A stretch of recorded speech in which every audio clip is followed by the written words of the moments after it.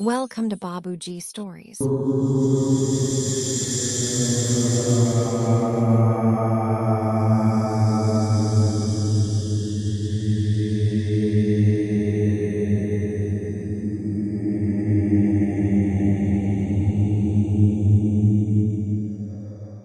یہ کہانی ہے ایک 24 سالہ اذلان کی جو ایک آثار قدیمہ کی ٹیم کے ساتھ بلوچستان کے ایک سنسان صحرا میں گیا تھا، ایک گمشدہ تہذیب کی کھوج میں۔ مگر اس مہم میں کچھ ایسا ہوا کہ وہ پوری ٹیم سے بچھڑ گیا اور ریگستان میں اکیلا رہ گیا، پانی کے بغیر، رابطے کے بغیر، امید کے بغیر۔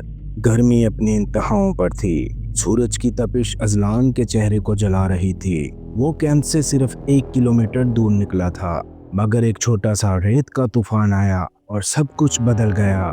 جب آنکھیں کھلیں تو کیمپ کہیں نظر نہ آیا، صرف ریت، ہر طرف ریت۔ اذلان کے پاس ایک چھوٹا سا بیگ تھا جس میں تھوڑا سا پانی، ایک نوٹ بک، ایک قلم اور GPS ڈیوائس تھی جو کام نہیں کر رہی تھی۔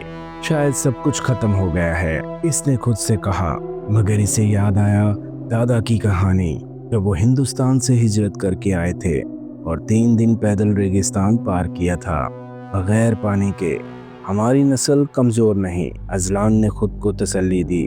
اس نے سورج کی سمت سے اندازہ لگایا کہ مغرب کی طرف بڑھنا بہتر ہوگا، شاید کوئی سڑک، کوئی آبادی، کوئی کنواں، کچھ تو ہوگا۔ مگر دن ڈھلتے ڈھلتے اذلان کی سانسیں بھاری ہونے لگی، پانی ختم، زبان سوکھی اور ذہن دھندلا۔ پھر اچانک ایک دور سایہ نظر آیا، انسان، جانور یا سراب۔ اذلان نے ہمت جمع کی اور اس طرف دوڑ لگا دی، مگر وہ سایہ غائب ہو گیا۔ کیا یہ ریگستان صرف جسم نہیں، ذہن کو بھی نگل لیتا ہے؟ اذلان ریت پر بے ہوش پڑا تھا، اس کی آنکھیں نیم وا تھیں اور ہونٹوں پر خارش، جیسے کوئی زندگی کی آخری لڑائی لڑ رہا ہو۔ اسی حالت میں جیسے کوئی سایہ سا اس کے قریب آیا۔ اٹھو، ابھی بہت سفر باقی ہے۔ ایک کھردری آواز نے اذلان کو ہوش میں لانے کی کوشش کی۔ آنکھیں کھلیں تو سامنے ایک بوڑھا، دھوپ میں جھلسا ہوا شخص کھڑا تھا، لمبا چوغا، ہاتھ میں لکڑی اور آنکھوں میں ایک عجیب سی چمک۔ کون ہو تم؟ اذلان نے ہانپتے ہوئے پوچھا۔ میں وہ ہوں جو صحرا میں بھٹکنے والوں کو زندگی دیتا ہے یا ان سے چھین لیتا ہے۔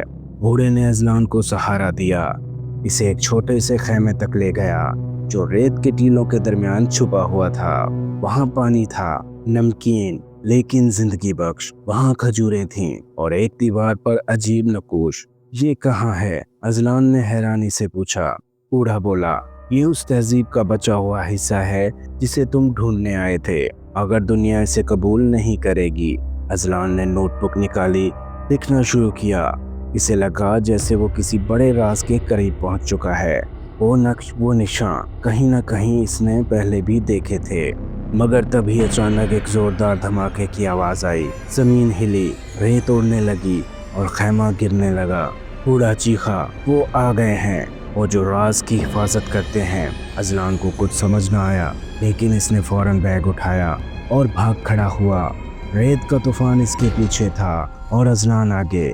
اسے کچھ سمجھ نہیں آ رہا تھا کہ کیا یہ سب حقیقت ہے یا کوئی سراب، لیکن ہر قدم پر ریت میں دھسنے کے باوجود وہ بھاگ رہا تھا، زندگی کی آخری امید کے ساتھ۔ ایک مقام پر پہنچ کر وہ رک گیا، سانس پھول چکی تھی، پیاس حد سے زیادہ بڑھ گئی تھی۔ اچانک ریت کے نیچے اس کے پیر کسی سخت چیز سے ٹکرائے۔ وہ جھکا اور اس نے دیکھا کہ ریت ہٹنے پر ایک پتھر پر نقاشی نظر آ رہی تھی، بالکل ویسے ہی جیسے بوڑھے کے خیمے میں۔ یہ کوئی پرانا دروازہ ہے، اذلان نے خود سے کہا۔ ہاتھوں سے ریت ہٹائی اور ایک گڑھا نمودار ہوا، گہرائی میں جاتا ہوا، تاریکی میں چھپا ہوا۔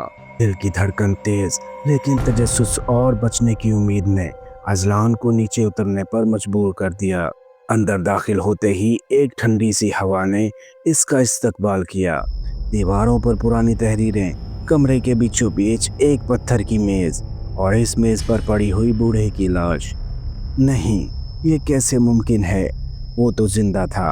اذلان پیچھے ہٹا، تبھی ایک ہلکی سی آواز ابھری، جیسے سرگوشی، تم نے راز چھیڑ دیا ہے اور تم بھی خاموش گواہ ہو۔ میز کے نیچے ایک چمکدار شے نظر آئی، اذلان نے اٹھائی، تو وہ ایک پرانا لاکٹ تھا جس میں اس تصویر کا نشان تھا جو اسے پہلی بار لفافے میں ملی تھی۔ یہ سب جڑا ہوا ہے۔ اذلان نے لرزتے ہاتھوں سے لاکٹ گلے میں ڈالا اور تبھی پوری غار میں زلزلہ سا محسوس ہوا۔ چھت سے مٹی گرنے لگی۔ کیا یہ غار اذلان کو زندہ نکلنے دے گی؟ غار ہل رہی تھی، پتھر گر رہے تھے۔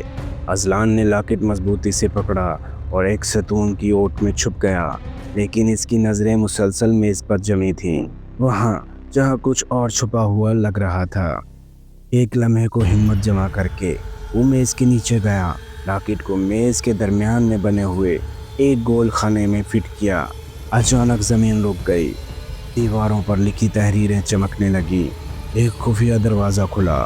اذلان اندر گیا تو دیکھا کہ ایک شاندار پتھر کی لائبریری ہے جس پر پتھر پر کندہ پرانی زبان کی دستاویزات موجود تھیں۔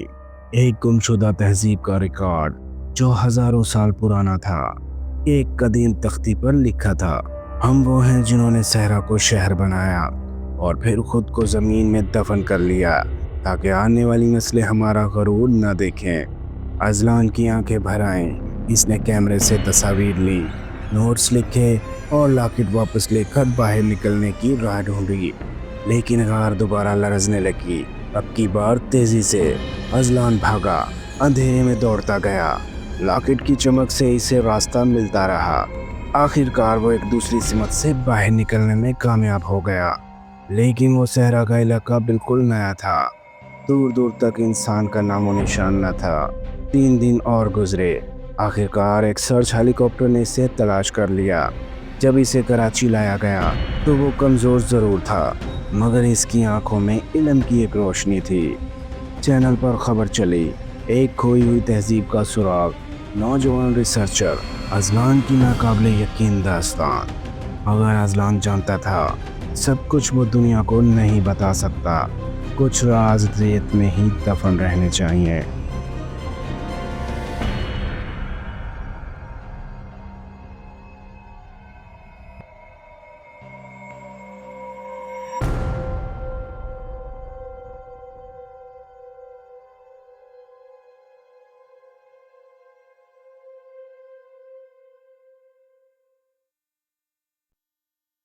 پیارے دوستو، اگر آپ کو یہ کہانی پسند آئی ہے تو چینل کو لائک کریں، سبسکرائب کریں اور بیل آئیکن کو ضرور پریس کریں۔